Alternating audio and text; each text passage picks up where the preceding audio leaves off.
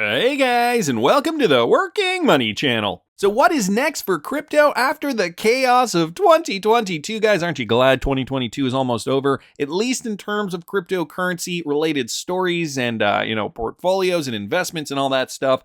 2022 has not been a great year for cryptocurrency. I mean, it does remind me a lot of what 2018 was like. If you guys were here for 2018, I got into crypto at the end of 2017. So, riding that wave, yeah, I was one of those newbies that hopped in the middle, got really excited.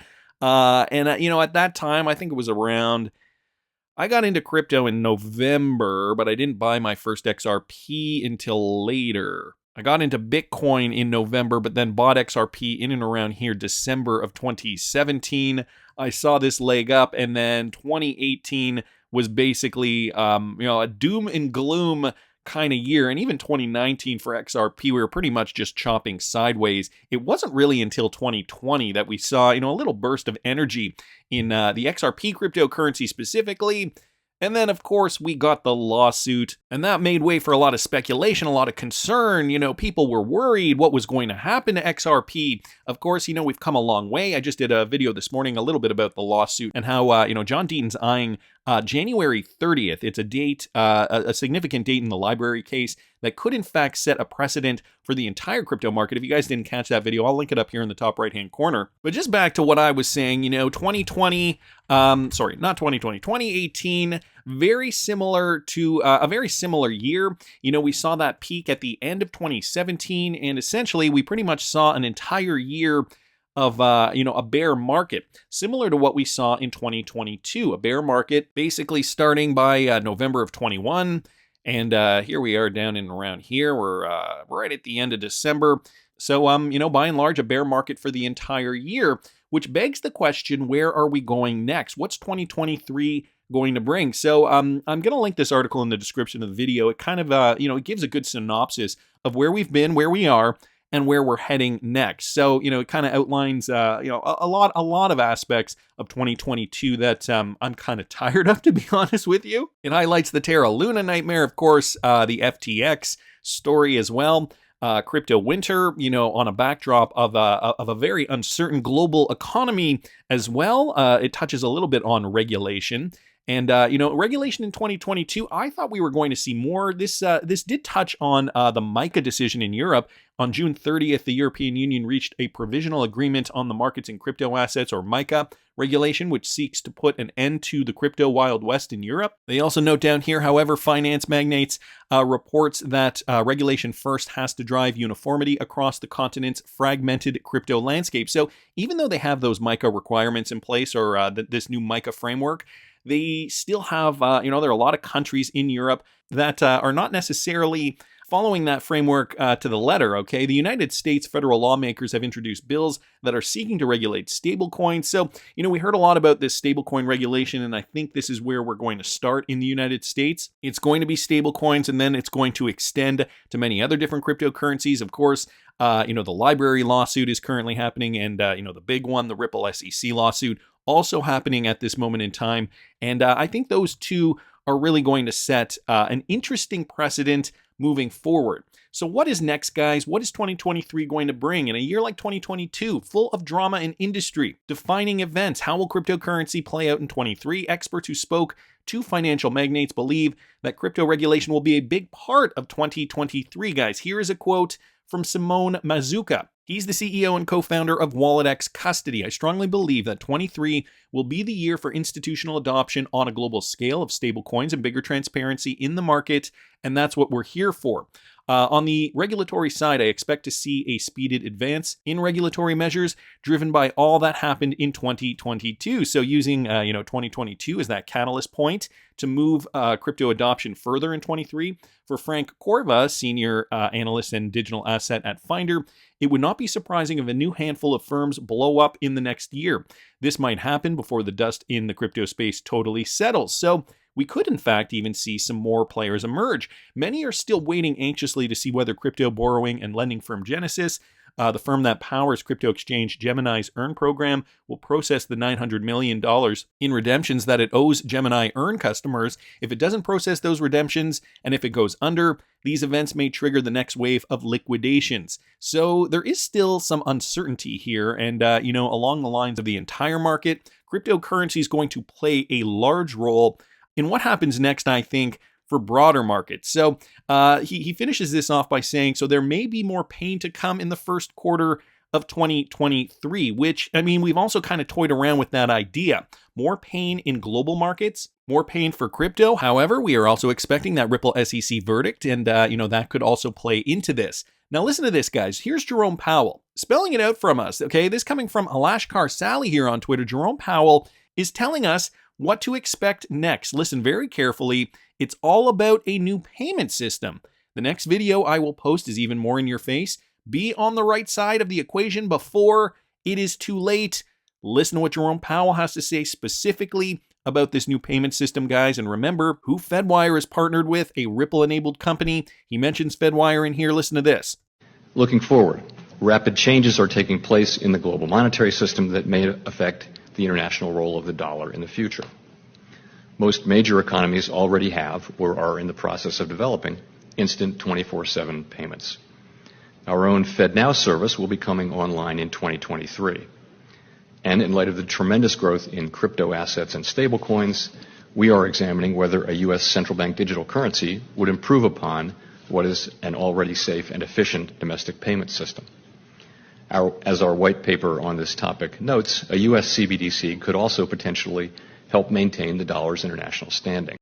So a few interesting things there. 24-hour payments. We know that is going to be crucial, I think, if the United States wants to be a main player on the main stage. There is a certain level of technology, I think, that the world expects. And so, to maintain their standing, the United States has to be up to par. Also, notice he mentions the CBDC and how that could, in fact, help U.S. dollar dominance. So, there was a point where Jerome Powell was talking about a CBDC, and there were some critics in Congress, and it's like, well, we don't really need this right now. But at the same time, if it helps dollar dominance, maybe that's enough of a reason to issue a CBDC or a central bank digital currency. Now, the big question is going to be, is it going to be a control mechanism for citizens, or are they just going to basically just create a digital version of the dollar, a cryptocurrency stablecoin version of the dollar, or will they use USDC, for example, so on and so forth? I mean, there's a lot of moving parts to this and a lot of questions that still need to be answered. Interesting to note this, though, okay? Rathab Kahneman posting this. The UN Capital Dev Fund is building a handbook on the implementation of interoperable payment schemes led by governments, central banks, or regional economic communities. And get this, guys, they're asking for experience of countries with Ripple and Ripple users for a cost analysis. So the link is here if you guys want to look at the entire document. But here, check this out. From experience of different countries, especially those where FSPs have integrated with global payment networks and international hubs such as Ripple, MFS Africa, which is also Ripple enabled, Thunes, which is also a Ripple company, or TerraPay, also a Ripple enabled partner, right, to provide a cost analysis tool allowing governments to assess the cost of implementing a domestic interoperability or regional interoperability solution. So the UN Capital Dev Fund calling on all these companies, calling on central banks, governments, and regional economic communities that have already partnered with Ripple and have, seen, some kind of results, I guess, from that. So I thought that was a really interesting little tidbit here. Rathab Kahneman also posting some of his references. So wanted to thank him for posting that. Also saw this, guys. Now, we've talked about this idea that XRP and XLM could, in fact, and will, in fact, be stable coins in the future. And we talked about this in relation to a World Bank document that we found a few months ago now. I did a video on it, and if you guys want to catch that video specifically, I will link it up here in the top right-hand corner. Now, Viets Vind, okay, from XRPL Labs, he had a different opinion on the matter. XRP Ledger and some wallet lead developer Viets Vind, in an interaction with one of his followers, revealed a theoretical scenario in which XRP could become a stablecoin. However, at the beginning, he denounces this concept. In fact, there are two scenarios proposed by the developer, both of which are rather impossible in their own right. The first assumes that an on/off ramp in centralized and decentralized crypto venues would only sell XRP for a certain amount of fiat. Viets rejected that on the grounds that there are too many crypto platforms I'm going to go to the tweet thread here, guys, just to kind of give you guys a sense of where I'm going with this. So John Butler asked the question, been thinking, genuine question, is it possible XRP can be changed to a stablecoin, or does that need writing into the protocol? And Vin, I don't know if this was a joke or not, but he writes, XRP is already a stablecoin. 1 XRP equals 1 XRP. Okay, I get the joke. Let's continue though. XRP lives on its own network. There can't be a price in the protocol of the network, because what would the price be versus what? The price of XRP comes from the interaction with the world around the network, supply and demand. And since the price people offer is never stable, neither can XRP be stable. Unless, of course, people are going to be looking towards XRP and saying that is the standard, that is the price that I'm going to compare to, in which case 1 XRP equals 1 XRP, similar to how $1 equals $1, and then you compare everything to that particular currency, right? The only way for that to work is if all on and off ramps of XRP collectively decide they won't sell, if not exactly at the certain fist equivalent, which is never happening with the amount of exchanges, decentralized exchanges, etc. Vin continues by saying, I guess the only hypothetical way would be if stores and people start pricing goods and services in fixed XRP value, which would only work if their vendors, employees, everyone would do that as well. And he seems very pessimistic on this. It's never going to happen. So an interesting perspective here from Vin. Nevertheless, we do have the World Bank saying that XRP and XLM are in fact stablecoins, and they stated that a while ago.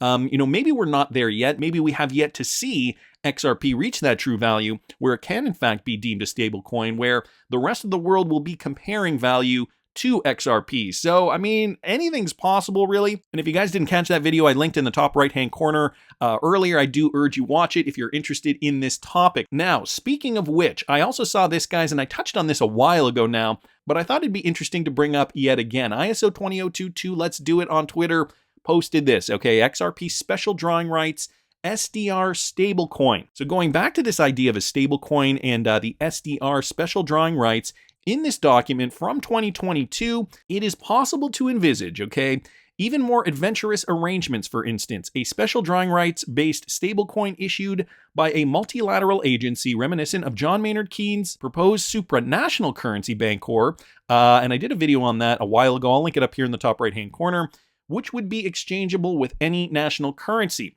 Any national currency could thus be convertible into any other national currency in 2 steps via the stablecoin. Such an arrangement would resemble the cross-border payment system that Ripple currently operates with its XRP cryptocurrency, and is just one of the varieties of possible alternatives. Many democratic alternatives should allow for private sector solutions. Multi-currency corridors, for instance, should not rule out the use of regulated private stablecoins or cryptocurrencies, even though such solutions might require additional regulation, as discussed below. So, talking about this usage of an SDR, but converted through XRP. Interesting to note that just came out this year, 2022, and I have the document here, guys, if from the Hoover Institute. If you do, in fact, want to read more about this, I will link it in the description of the video. But just going back to this for a second, going back to this thread here, because there's some other information that I think coincides with this quite nicely that some people have posted in this thread that I'd already thought about too, like when David Schwartz says XRP can't, in fact,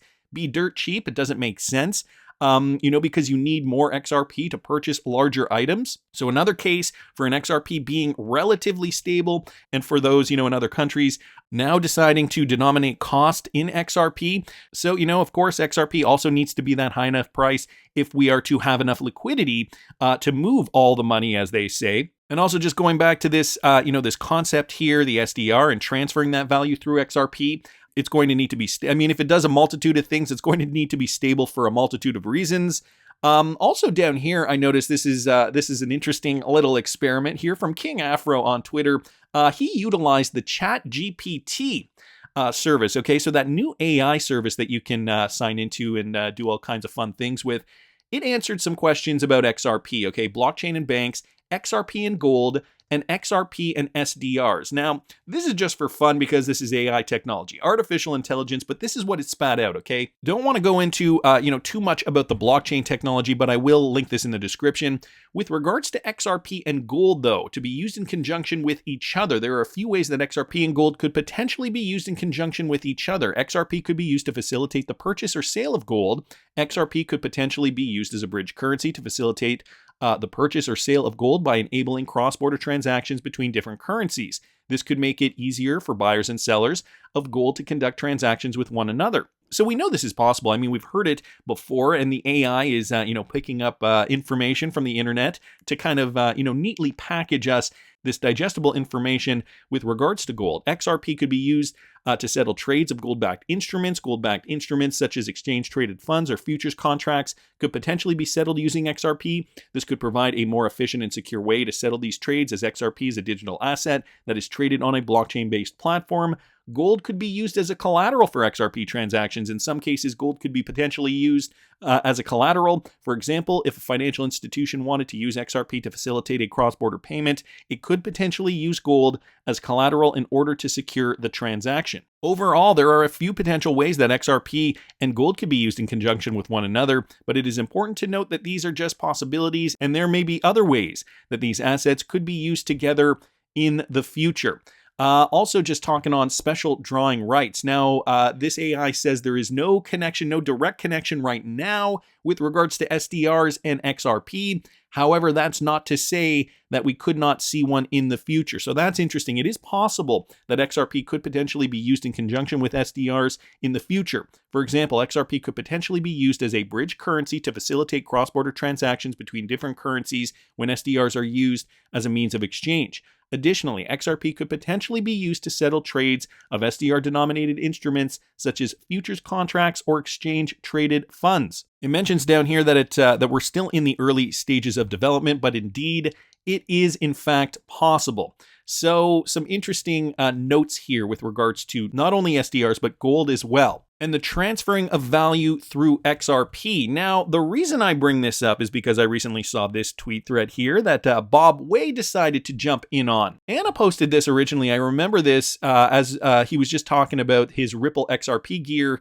And there was a pic of him with a bunch of Ripple XRP merchandise. And if you guys look in here, okay, AU, that Ripple t-shirt here with this logo, AU, somebody asking what that was. What does AU stand for, asks Salim Thani, and Bob Way says XAU, that is when we actually put gold on the XRPL. So a use case here, actually tried and tested on the XRP ledger. It was held at a vault at Gold Bullion International. You could hold it and spend it without having to take possession of it. Better yet, you can spend it fractionally, like to buy cheeseburgers at McDonald's. So interesting to note that Ripple was, in fact, running this test, transferring value like gold. I mean, why would they have been doing that unless, there was going to be a need for it in the future?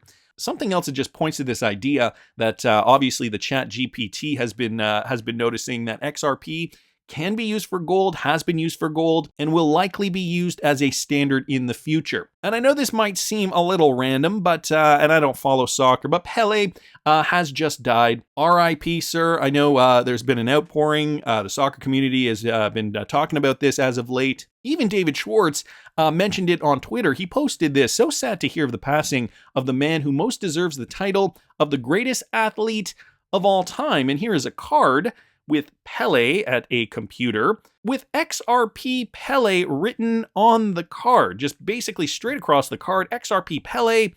Huh? Why, David? Why? And somebody down here, Ivic740, asks, what is the story behind the card? David Schwartz just responds, soon. So there is a story behind this card, XRP Pele. And I mean, we're rounding off the end of the year, guys, now, going into the weekend. So I thought we'd have a little fun with this, and I did see somebody post this in the Gematria calculator. If you do, in fact, put XRP Pele in the calculator and you calculate the results, you can find right down here XRP gold. So Pele dies, and David Schwartz posted this card, XRP Pele. Putting it in the calculator, we do get another connection to gold and XRP. Notice here he is at a computer too. I wonder if there's more to this story though than meets the eye. Another interesting observation that this person here noticed, Tara on Twitter, when Joel Katz posted this, and I didn't talk about this, back on Christmas Eve, all the elements are now taken. Google has Earth, Apple has Air, Amazon has Fire, and Ripple has Water. What Tara responded was this: the way of water has no beginning or end. Water connects all things. We need the light. And so yes, water does connect all things. It has no beginning or end. Same with Ripple, connecting everything of value, including gold and SDRs. Even though we don't see it as a stablecoin today, it could in fact be a stablecoin in the future as per the World Bank document and as per these hypotheses. But before that, it would definitely have to command a high price. In order for that to occur, that's just my opinion, but I want to hear what you guys think. Please subscribe to the channel if you haven't already. Like the video if you like the content I'm providing. I always love hearing your comments. See you in the next one, guys.